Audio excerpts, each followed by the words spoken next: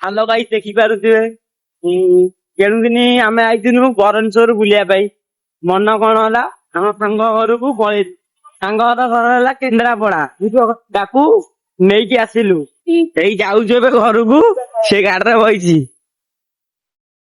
ତାଙ୍କର କେନ୍ଦ୍ରାପଡା 50 ଟଙ୍କା ତେଲ ପକେଇକି ଆମେ କେନ୍ଦ୍ରାପଡାରେ ରହିନୁ। ଆମେ 3 ଜଣ ଯୋଉ ଟାକୁଲୁ ସୁମତ ଆଉ ମୁଁ। ସେଥିରେ ଅଛନ୍ତି ରୋହିତ ଆଉ ଜଗା ଆଉ ଓକିଲ ଆକାଶ ଅଛି। ସେଥିରେ ମୋର ମିନି ବ୍ଲଗ କୁ ତମେ ସପୋର୍ଟ କର। ଆଉ ଫଲୋ ସେୟାର କମେଣ୍ଟ ଦାବିକି କର। ଏତେ ଟଙ୍କା ଏତିକି କହି ମୁଁ ରହୁଛି ତୁମରି ଆଗେ। ହଁ ଚାଲ ତାଙ୍କ ଜାଣିକିନି କେନ୍ଦ୍ରାପଡା ଯାଇଥିଲୁ।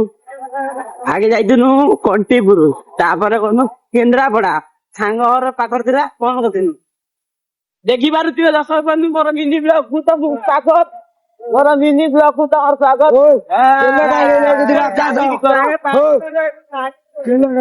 ଲାଇକ ସବସ୍କ୍ରାଇବ ଦାବିକି କର। ଓକିଲ ଘର ଗାଡିରେ ତେଲ ପାଇ ତୁମେ ପାଇଯିବ ନା 30 ଟଙ୍କା ତେଲ। ଦେଖ ଆମେ ମହିନ୍ଦା 30 ଟଙ୍କା ପରେ 50 ଟଙ୍କା ତେଲ ପକେଇକି ମହିନ୍ଦା ଯାଉଛୁ। ଏବେ ଘରକୁ ଯାଉଛୁ। ଘରେ ଏବେ 30 ଟଙ୍କା ତେଲ ପଡିବ। ଘରେ ଯାଇ ଗାଡି ଥୁଆ ହବ। ଗାଡିର ଗାଣ୍ଡି ଫାଟି ସାରିଲାଣି।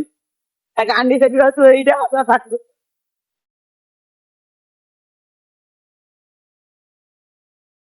ଏତିକି କହି ମୁଁ ମୁଖ୍ୟ ହେଇ ତମକୁ 101 ଟଙ୍କା ପୁରସ୍କାର କରୁଛି। ଇଏ ହେଲା କୁକୁର ପଳେଇଲା।